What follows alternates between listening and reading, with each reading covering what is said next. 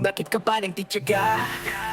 Kung paulit-ulit ka lang masasaktan, di ba't alam mo na wala ka ng halaga? Pero bakit mo pa pinipilit ang sarili mo sa kanya? Isa ka palang tanga. Kala ko noon totoo ang lahat ng salita, pero mga pangako mo puro palilin lang pala. Puso kong nagbigay na lahat, biglang iniwan na. Naiwan akong nagtataka kung ano mali ba. Bakit ganito?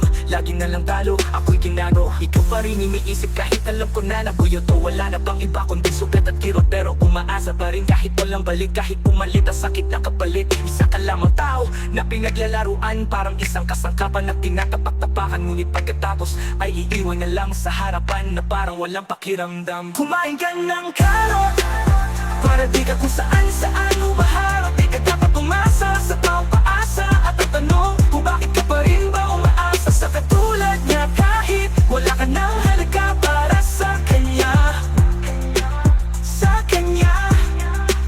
Hindi mo kailangang habulin ang hindi ka mahal. Huwag mong gawing sentro ang taong puro paasa lang. Kaya mo mag-isa, huwag kang magpabulag. May darating na tunay siya ang mag-aalaga. Puso may huwag mong sayangin lang sa maling tao. Bitawan ng sakit, hayaang maglaho. Tumingin ka lang sa harap, malay mo siya na pala ang dapat na para sa'yo. At may liwanag na makakapagpabago. Doon mo makikita ang tunay na halaga mo. Kumain ka ng karot para di ka kung saan-saan humaharap. Di ka dapat umasa sa taong paasa at ang tanong kung bakit ka pa rin ba umaasa sa katulad niya. Kahit wala ka ng halaga para sa kanya, sa kanya.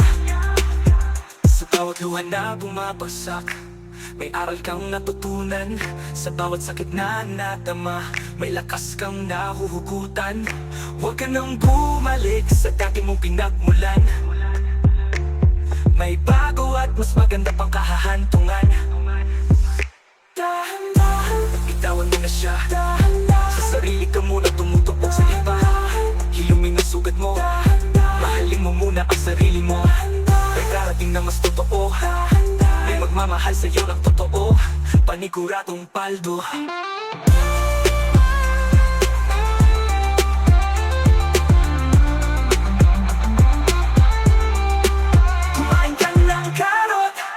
Para di ka kung saan-saan humaharap. Di